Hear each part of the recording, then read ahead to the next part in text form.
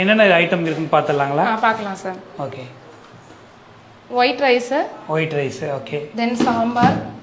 சாம்பார் வந்து எப்பவுமே நம்மகிட்ட கதம்ப சாம்பார் எல்லா காயுமே போட்டு தான் வைப்போம். சரி. கேரட் முருங்கைக்காய் எல்லாமே போட்டு வைப்போம். ஓகே. தென் வந்து முட்டைக்கோஸ் பொரியல் இன்னைக்கு.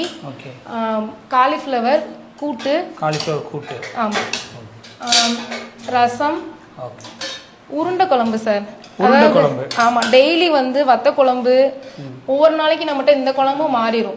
காயுமே வந்து நம்ம இப்போ இன்னைக்கு முட்டைக்கோஸ் காலிஃப்ளவர் வச்சிருக்கீங்கன்னா நம்மகிட்ட அடுத்து 10 days கழிச்சு தான் இது இருக்கும். ஓகே. அதாவது ரெகுலரா வந்து உருளைக்கிழங்கு முட்டைக்கோஸ் அந்த மாதிரியே இருக்காம 10 நாளைக்கு ஒரு தடவை மாறிக்கிட்டே இருக்கும் நம்மகிட்ட காய். அதே மாதிரி தான் குழம்பு, புளிக்குழம்புமே வந்து டெய்லி ஒரு புளிக்குழம்பு. ஒரு நாள் வெண்டைக்காய் புளிக்குழம்பு, கத்திரிக்காய் புளிக்குழம்பு, உருண்டை குழம்பு ஒரு நாளைக்கு, வத்த குழம்பு ஒரு நாளைக்கு, இந்த மாதிரி மாறி மாறி வந்துடும். பாயசம் அப்படிதான். வீக்லி 3 days வந்து இந்த பருப்பு பாயசம் வைப்போம். சரி. ஒரு 3 days வந்து பால் பாயசம் வைப்போம். ஓகே. அந்த மாதிரி வந்துடும்.